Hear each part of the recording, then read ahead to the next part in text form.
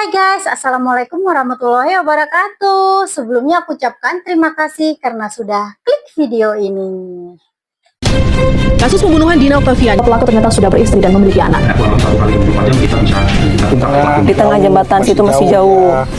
Kasus yang mau kita bahas sekarang adalah kasus Dina Oktaviani. Dina Oktaviani kelahiran tahun 2004 yang lahir dari keluarga sederhana yang awalnya dia ini tinggal bersama keluarganya di Desa Talungjaya, Kecamatan Banyusari, Kabupaten Karawang, Jawa Barat yang sebagai kampung halaman tempat dia dilahirkan dan juga dibesarkan.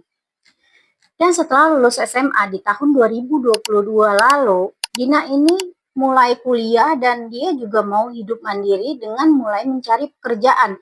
Dan pada akhirnya pada tahun 2023 lalu dia diterima bekerja di salah satu Alfamart di rest area kilometer 72A Tol Cipularang, Purwakarta. Nah, karena lokasi kerjanya yang cukup jauh, jadinya setelah mulai aktif kerja, Dina pun mulai tinggal dengan ngekos di wilayah Purwakarta. Dari sini Dina pun mulai hidup lebih mandiri lagi, bahkan mulai membantu orang tuanya yang masih tinggal di Karawang. Setelah mulai kerja, awalnya semuanya berjalan baik-baik aja. Dina pun udah cukup betah dan bahagia dengan pekerjaannya, di mana dia juga sempat membuat konten di akun TikToknya, menunjukkan kesehariannya sebagai karyawan Alfamart.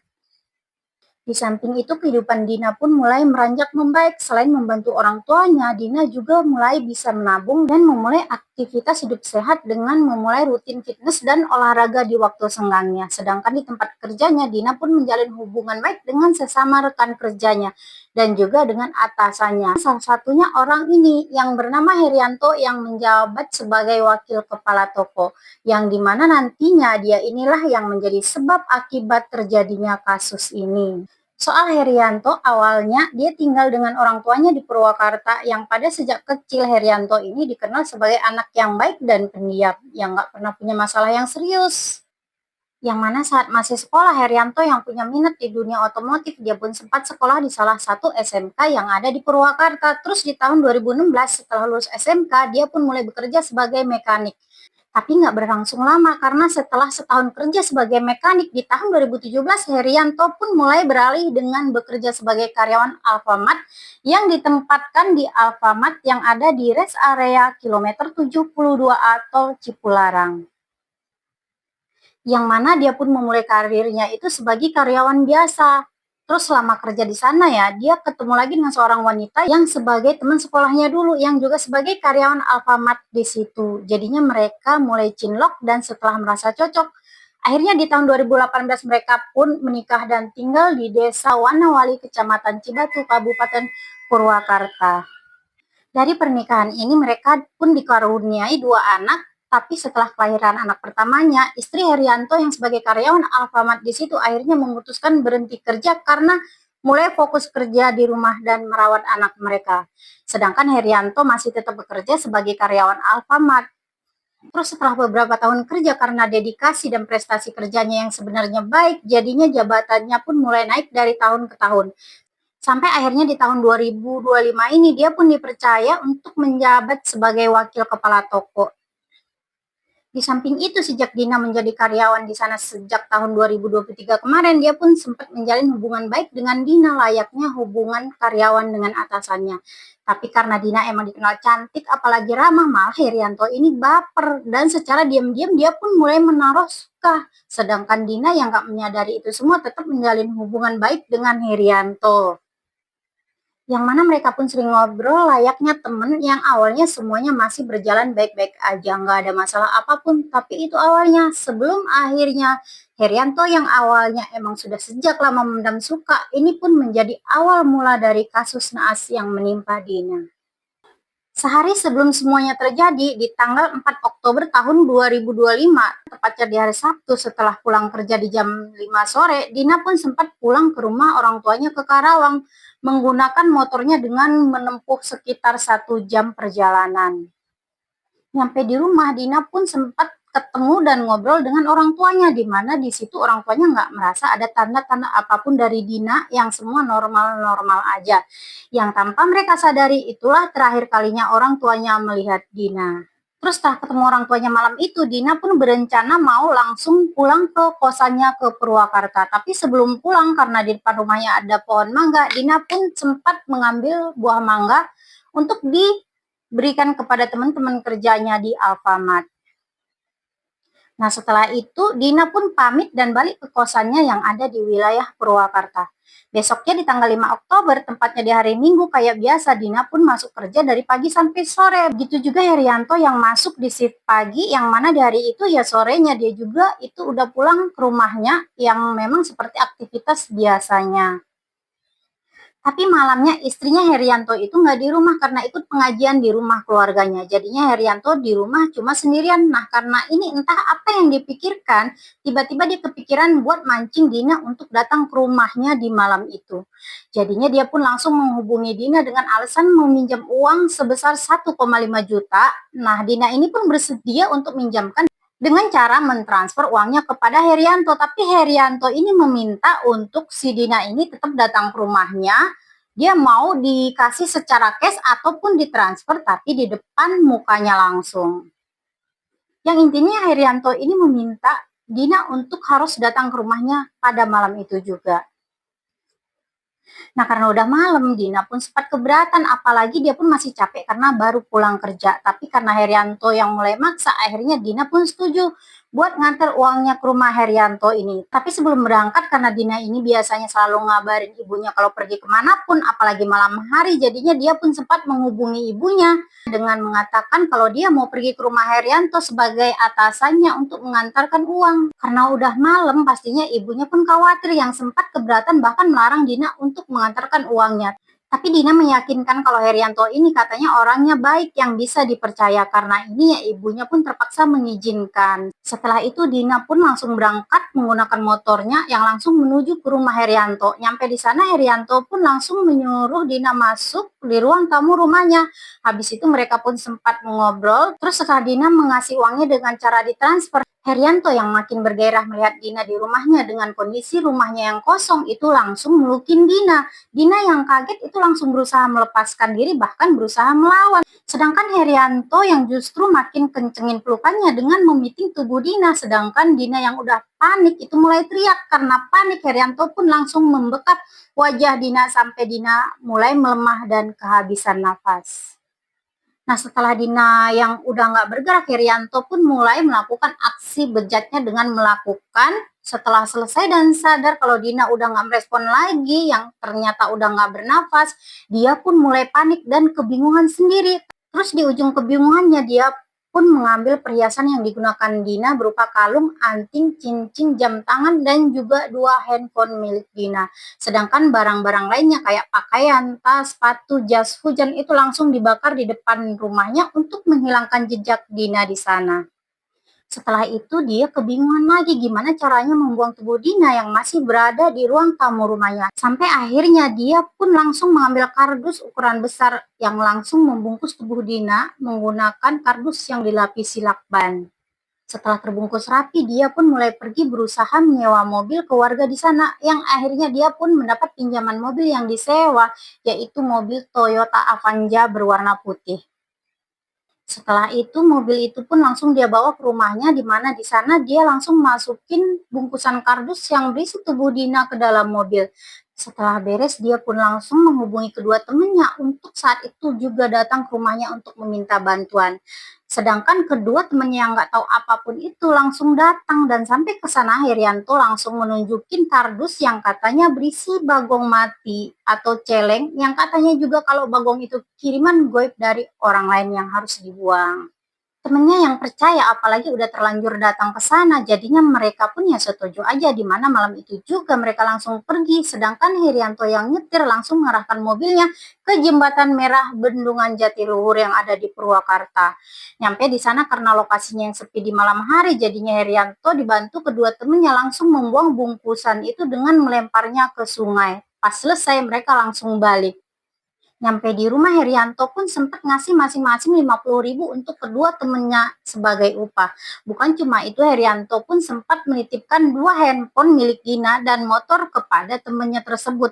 Awalnya kedua temennya itu pun sempat kaget, tapi Herianto ini beralasan bahwa motor tersebut adalah motor sitaan yang dia beli dari leasing seharga 3,7 juta. Jadinya dia pun minta supaya temennya menyimpan motor itu dulu. Temennya yang percaya langsung ngebawa dan nyimpen motor itu ke sebuah rumah kosong yang ada di desa Wanawali, Purwakarta. Sedangkan Herianto itu langsung beraktivitas, di mana besoknya dia langsung masuk kerja kayak biasanya. Dan setelah pulang kerja, dia pun sempat menjual perhiasan emas milik Dina seharga 4 juta di sebuah toko emas yang ada di sana. Sedangkan di sisi lain, keluarga Dina di sana mulai cemas karena sejak semalam dia udah hilang kabar dan nggak bisa dihubungin lagi karena nomornya udah nggak aktif. Pastinya ya ini membuat orang tua dan keluarga Dina di Karawang mulai cemas.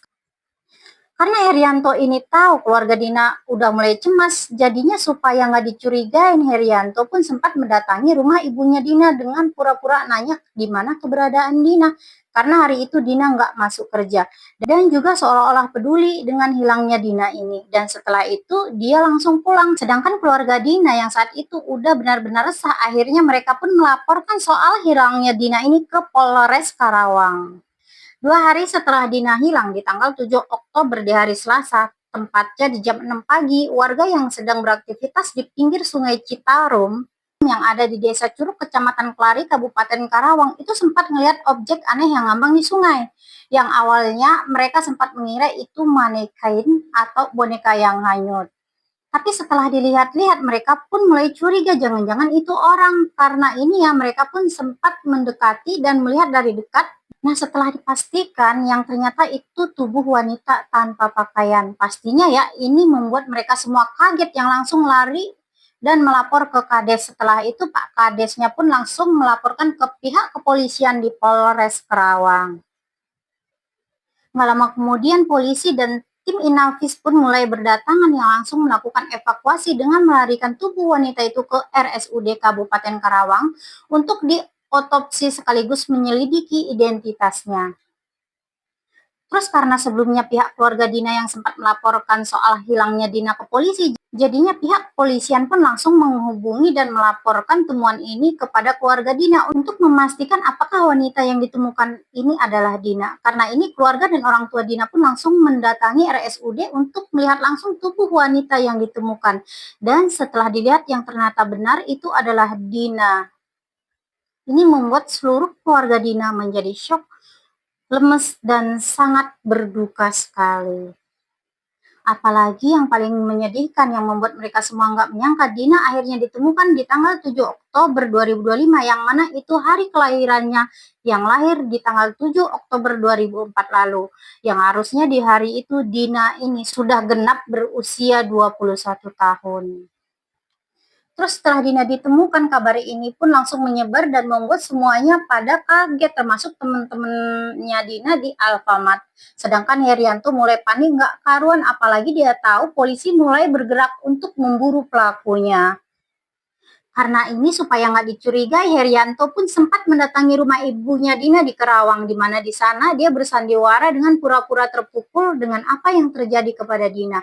Terus orang tua Dina pun sempat menunjukkan foto kondisi Dina, tapi Herianto ini menolak untuk melihat dengan alasan nggak tega ngelihat foto Dina. Tapi karena aktingnya yang berlebihan justru membuat orang tua Dina pun mulai curiga, apalagi mengingat sebelum Dina hilang, Dina sempat pamit ke orang tuanya mau ke rumah Herianto. Tapi biarpun mereka udah curiga tapi nggak punya bukti apa-apa, jadinya mereka pun cuma bisa membiarkan Herianto ini pulang. Setelah itu barulah pihak keluarga pun melaporkan kecurigaan mereka kepada kepolisian. Karena sebelum hilang, Herianto lah orang yang terakhir bertemu dengan Dina. Karena ini polisi pun mulai melakukan pemburuan yang akhirnya di tanggal 8 Oktober polisi pun langsung menjemput Herianto yang saat itu sedang bekerja. Tapi saat mau dibawa, Herianto ini sempat memohon kepolisian dengan keadaan matanya yang berkaca-kaca yang memohon untuk mengamankan istri dan anak-anaknya karena dia takut rumahnya diamuk massa karena perbuatannya. Setelah itu Herianto pun langsung dibawa ke Polres Karawang untuk diperiksa dan pastinya diinterogasi. Di sana Herianto pun langsung mengakui sebagai pelaku yang udah menghabisi Dina termasuk mengakui kalau dia dibantu kedua temannya untuk membuang jasad Dina. Jadinya kedua temannya pun sempat ditahan yang berstatus sebagai saksi. Sedangkan Herianto biarpun dia udah mengakui sebagai pelaku, ternyata saat diperiksa dia ini masih berbohong yang sebut bahwa dia nggak berencana untuk menghabisi Dina di rumahnya. Dimana pengakuannya di malam kejadian Dina ini datang ke rumahnya karena Dina ini minta diantar ke rumah orang pintar yang ada di sana. Karena katanya sebelumnya Dina ini sempat galau karena baru putus dengan pacarnya. Makanya Dina ini minta diantar untuk ke orang pintar agar bisa melupakan mantannya. Dari hasil interogasi polisi, kekejaman dan kejahatan Herianto bermula saat ia mendapat curhatan dari anak buahnya, Dina Oktaviani, seputar mantan kekasihnya. Karena tak bisa lupakan mantannya, Dina minta tolong dicarikan orang pintar kepada Herianto. Tapi pas Dina nyampe di rumahnya, dia jadi gelap mata karena melihat perhiasan emas yang digunakan Dina. Jadinya dia pun sampai melakukan itu semua ke Dina. Awalnya itulah pengakuannya supaya terhindar dari jeratan pasal berencana karena hukumannya yang jauh lebih berat. Tapi saat Ibu Dina mendengar pengakuan bohong Herianto ini, pastinya dia nggak terima dan langsung melaporkan, bahkan membuktikan kepada polisi kalau Herianto ini benar-benar udah bohong. Karena sebelumnya Dina ini sempat menghubungi ibunya dan pamit untuk ke rumah Herianto ini untuk meminjamkan uang sebesar 1,5 juta. Dina pulang dan Dina itu cerita kalau si tersangka itu mau pinjam uang karena Dina itu habis perpanjang kontrak, uangnya itu baru cair, uang intensif. Nah dari situ si tersangka mau pinjam uang, terus Dina bilang kenapa nggak ditransfer aja, tapi dia maksa pengen diantar ke rumahnya. Jadi intinya Dina itu nyamperin ke rumahnya buat nganterin uang yang mau dipinjam sama dia, bukan buat mencari orang pintar. Awalnya ibunya nggak ngizinin karena saat itu udah malam, apalagi pergi untuk mengantarkan uang ke rumah Herianto yang padahal dia yang ngutang. Makanya Dina sempat nawarin kalau uangnya ditransfer aja. Tapi Herianto menolak dan bersikeras untuk si Dina ini datang ke rumahnya aja, meskipun pas sampai di rumah uangnya ini tetap ditransfer juga. Yang intinya Herianto ini sempat bersikeras kalau Dina harus datang ke rumahnya di malam yang naas itu. Karena ini polisi pun langsung melakukan penyelidikan ulang untuk mengungkap kebenarannya yang ternyata hasilnya menyatakan kalau pengakuan awal Herianto ini emang beneran bohong. Karena menurut pengakuan teman-teman kerjanya kalau Herianto ini emang udah lama suka sama Dina. Dan semua yang terjadi di rumah Herianto yang saat itu kebetulan sedang kosong karena istrinya sedang pergi ke pengajian keluarga. Yang artinya semua terjadi bukan karena kebetulan, tapi udah ada rencana sebelumnya. Karena ini Herianto pun dijerat pasal berlapis, yaitu pasal 340 KUHP tentang pembunuhan berencana, pasal 338 KUHP tentang pembunuhan, pasal 356 KUHP tentang pencurian dan kekerasan, pasal 351 ayat 3 KUHP tentang penganiayaan yang mengakibatkan kematian, dan juga pasal tindak pidana kekerasan dengan ancaman hukuman 20 tahun penjara, penjara seumur hidup atau hukuman. Tapi itu pun masih terancam karena sampai saat ini kasus ini belum divonis karena pihak kepolisian masih melakukan penyelidikan mendalam. Terus soal kedua teman Herianto yang sempat ditahan, ternyata mereka nggak terlibat karena mereka juga dibohongi oleh Herianto ini yang ngaku kalau isi bungkusan kardus ini berisi bagong kiriman goib. Jadinya sampai sekarang kedua temannya ini masih berstatus sebagai saksi, tapi polisi pun masih melakukan penyelidikan mendalam. Tapi apapun itu yang penting pelakunya udah ditangkap dan kasusnya terungkap demi keadilan untuk Dina dan keluarganya. Semoga husnul khotimah untuk Dina, ditempatkan di tempat yang terbaik, dan buat keluarga semoga diberi ketabahan dari cobaan yang berat ini. Kalau ada salah-salah ataupun kurang-kurang dalam penyampaian, saya mohon maaf dan sampai di sini dulu. Wassalamualaikum, bye-bye. Kasus pembunuhan Dina Oktaviani, pelaku ternyata sudah beristri dan memiliki anak. Di tengah jembatan situ masih jauh.